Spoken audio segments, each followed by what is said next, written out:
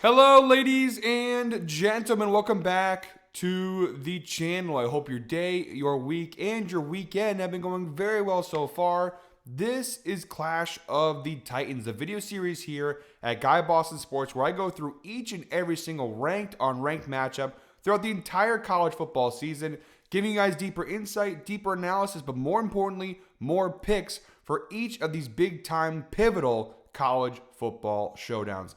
In today's video, we've got an SEC battle between number 11 ranked Tennessee going on the road in Tuscaloosa to take on number 6 ranked Alabama. And as always, guys, I've got some really great picks to go ahead and share with you. But first, as always, people, please make sure to go ahead and hit the subscribe button, hit that like button, and drop a comment down below. It helps the channel grow, and it really does mean a ton to us. With a new day and a new week of college football comes some new opportunities to go ahead and make some money. This is, by the way, guys, one of 5 the Clash of the Titans videos being released on the channel this week. So make sure to check out all those. We have videos for LSU Vanderbilt, Ole Miss Georgia, Notre Dame USC, and after this video, Utah BYU. So a ton of great college football content, as well as our full Week 8 pick slate video. So check out all those videos coming out on the channel. And one last thing before we dive into the picks, guys, please comment down below who you think is going to win this big-time SEC battle between Tennessee and Alabama. All right, guys, with all that said, let's go ahead and break down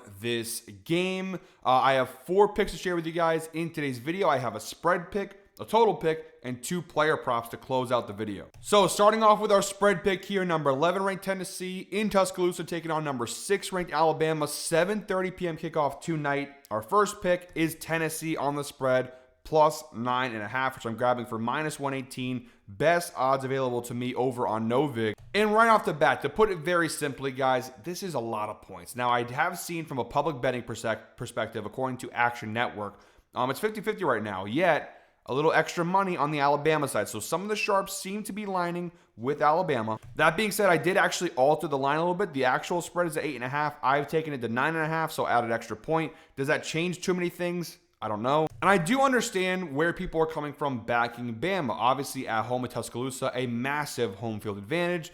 They have been on a really great stride. Look at their last several weeks here, guys. Last 3 weeks to be exact. Georgia, then they had a bye week, so last 4 weeks technically. Georgia in Athens, they win. They play Vanderbilt at home, win. At Missouri, win. 3 straight games against ranked SEC opponents. They've won all 3. Alabama, who going into that Georgia game, had some question marks after the Florida State loss in week 1.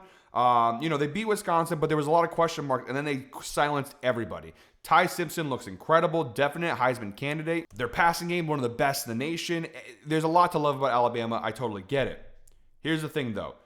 Although we can go ahead and use those last 3 games as a way to kind of boost Alabama up here, I can also use those last 3 games to kind of bring them down a notch. And what I mean by that is they have played now 3 straight games against ranked physical SEC teams. And 2 of those 3 games came down to 3 points. Now, they had a bye week in between the Georgia-Vanderbilt game. So they did get a little break there, but they have now played 3 straight mentally and physically exhausting battles. Missouri last week was a really tight game on the road. A lot of travel, too. They haven't had consecutive home games, right? At Georgia, come home. Home to Vanderbilt. On the road. At Missouri, come home. Taking on Tennessee. Granted, it's all SEC travel, so you're only traveling within the same regions. It's not that bad. Still, though, it's been a rough stretch. And now, your 4th straight game against a ranked SEC opponent.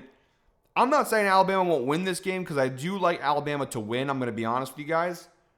But 9.5 points is a lot to cover. To win and beat Tennessee by 10. And again, besides Vanderbilt, which by the way, they scored a touchdown late in that game, which got them to 10 plus points in terms of the margin of victory.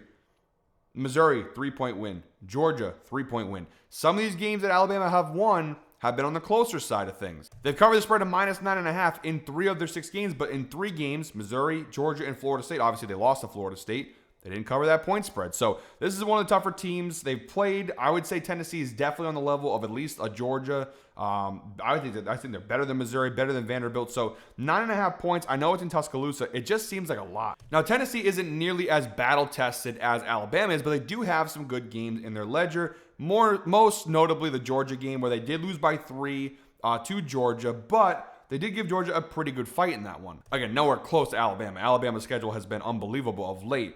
But Tennessee does deserve some credit. That one game that you could say is comparable to Bama, which is the Georgia game, they hung in there and lost by 3. I do think Tennessee can hang around here with their offense against Alabama. Tennessee's offense, one of the best in college football. Actually, the number 1 scoring offense in college football. 7th in passing yards per game, 22nd in rushing yards per game. According to PFF, Tennessee has the 14th highest graded total offense, taking passing, rushing, everything, offensive line, taking everything into perspective.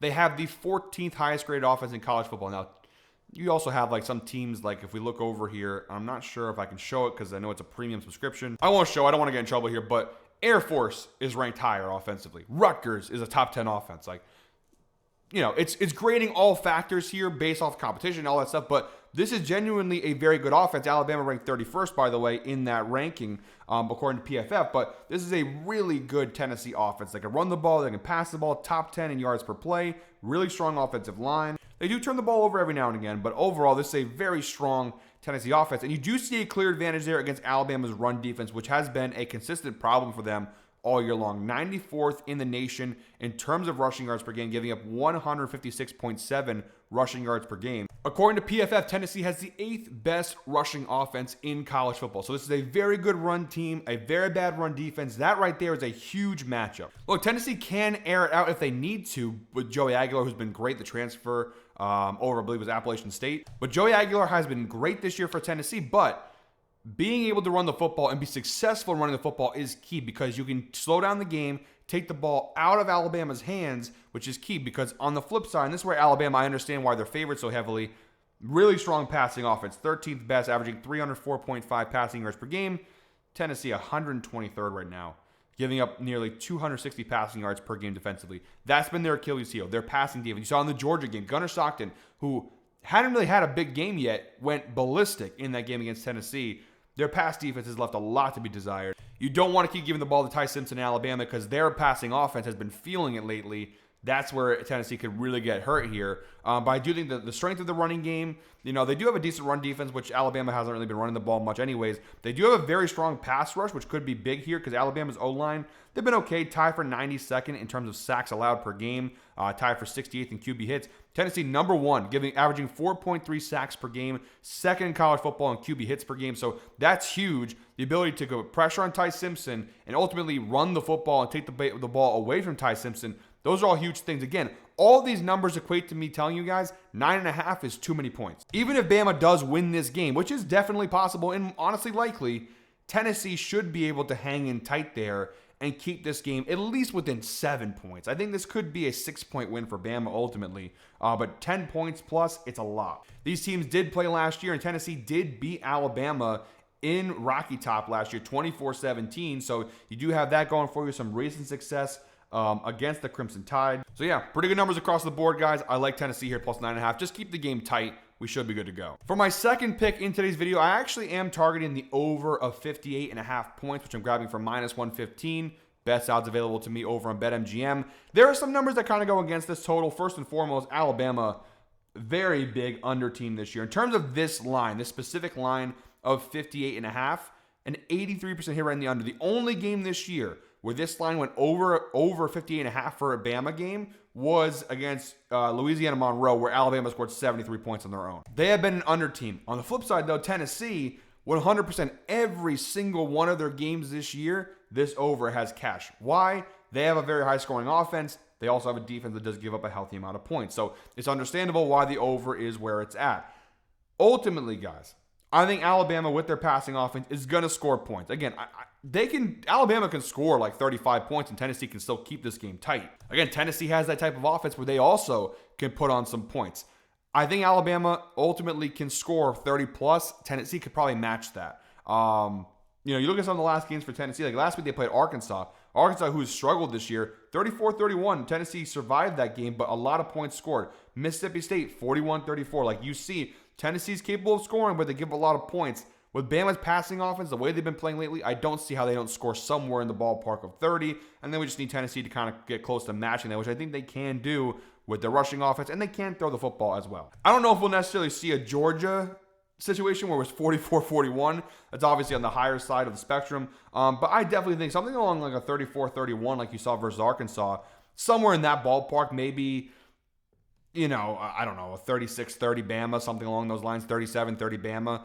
Very possible outcome there. But I think you're going to see a healthy amount of points scored here in this spot. And let's say, and I don't think we will, but let's say the spread pick loses. I think the over at least will hit, regardless of the spread pick, because Alabama's going to score points. It's a matter of how many will Tennessee score. I think they're going to score a healthy amount. I could be wrong there, but a lot of good numbers. And the over has hit for Tennessee in 4 of their last 5 games on the road, which obviously is very good. Granted, the line of 58.5, well, actually, if we go ahead and adjust that, you have the hit here. It changed the line a little bit, but Ohio State last year, they overhit. So a couple of good marks there in terms of the over. So I like this spot a lot. All right, guys, very quickly, I have 2 picks left in today's video, both player props. I want to talk to you guys, real quick about the sponsor of today's video, Novig. Guys, if you have not dabbled into peer-to-peer exchanges, you are absolutely missing out. Using Novig allows you to get unbeatable prices and lines on just about every single game.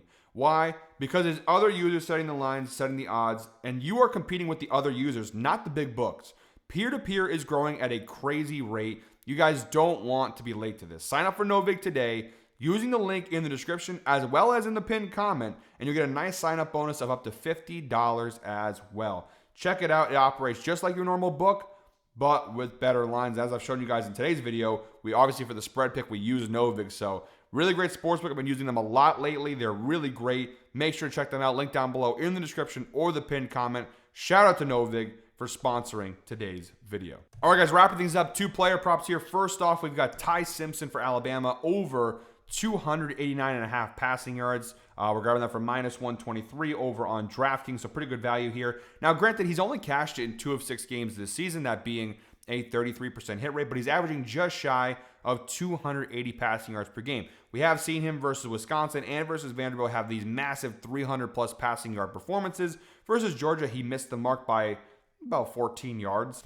Point being, we know he's capable of cashing this line, and considering the matchup, again, Tennessee 123rd in the nation in terms of passing yards allowed per game, they're giving up on average 260 just about. Ty Simpson being one of the better quarterbacks in college football, I expect him to go ahead and cash this line. Obviously, they are above league average in terms of pass rate, so you like to see that. They throw the football a healthy amount. Looking down below here, some other quarterbacks. Gunnar Stockton, obviously, I mentioned that Georgia game. He threw for 304 yards. I think Ty Simpson's better than Gunnar Stockton, so I think, if Gunnar Stockton can do it, I don't see why Ty Simpson can't do it, especially at Tuscaloosa, having that home field advantage. Gunnar Stockton did it at Tennessee. And then Taylor Green for Arkansas threw for 256. I know it's not the number Ty Simpson had, but he did cash his line. So some pretty good numbers there from a matchup perspective. Again, it's just honestly me fading the Tennessee pass defense and hoping that Alabama, they can't really run the football in general. They don't really have much of a rushing offense. But Tennessee's run defense actually isn't bad. So that's the other angle of this, where it's like, even if Alabama does try to establish the run, Tennessee has a decent run defense, definitely better than their pass defense. So I think Ty Simpson's going to have to throw the ball a healthy amount in this game. And if he does, considering Tennessee's secondary, he should get a lot of passing yards. All right, guys, on our 4th and final pick in today's video, we have Deshaun Bishop of Tennessee over 59.5 rushing yards, grabbing that for -152 over on FanDuel. A little juiced, I understand that, but the numbers are really good. He's cashed it in 4 of 6 games this year. That is a 67% hit rate on the over, averaging 80.17 rushing yards per game this year. But look at the numbers. Even the games where he has missed the mark, he's just barely missing the mark. 59 yards versus UAB. He missed it by literally 1 yard. The game before versus Georgia, 54 rushing yards. He missed it by 6 yards. Obviously, that game became more of a shootout than it was a rushing attack. He's coming off a massive game where he had 146 yards last week versus Arkansas. Some pretty good performances for him across the board. And again, really good numbers there. He obviously has a pretty good amount of the run share, 27.3%. 1 more carry than Star Thomas, but obviously a really good amount of carries. And we do look at the last couple games here in terms of the run share. 35% versus Arkansas, 37% versus Mississippi State, 21% versus UAB, 45% versus Georgia. So they do tend to lean on him a little bit more over the last several games. You obviously saw in that ETSU game, he only had a 6% run share. Besides that, he's had at least 21% in every game. And besides these 2 games, UAB and ETSU, he's had at least 28% in every other game. So in the games where they need to run the football and have success running the football, they do seem to go to him more often than not. So I do like the spot a lot here for Deshaun Bishop. Again, we know Alabama's rushing defense a little bit weak this year. 94th in the nation, averaging 156.7 rushing yards allowed per game. I think Tennessee's going to try to control the clock, control the possession, and obviously the way to do that, run the football. And I do think they have a pretty good running back tandem to go ahead and do that. But Deshaun Bishop seems like a good bet. Tennessee does run the football slightly above league average, but obviously a 52% run rate is very good. We could see them run even more, honestly, in this game here. Some pass running backs versus Alabama. You see some success. Cedric Alexander for Vanderbilt, he had 78 yards. Chauncey Bowens for Georgia, 119 yards. He had a massive performance. Ahmad Hardy, a little disappointing last week. He only had 52 yards, but you have, again, seen some running backs go ahead and have big games against Alabama. So I like the spot a lot here for Deshaun Bishop. Again, minus 152. Don't love that from a value standpoint, but I think this prop is so good. 60 yards for him should be no problem in this matchup that I'm willing to go ahead and take the juice. All right, guys, that is it for me today. Thank you very much, as always, for watching. One more time, please make sure to go ahead and hit the subscribe button, hit that like button, and drop a comment down below. And again, make sure to check out all of the college football content out on the channel between Clash of the Titans and our full Week 8 college football pick slate. Until next time, guys, I hope you're all winners. Let's go ahead and make some money.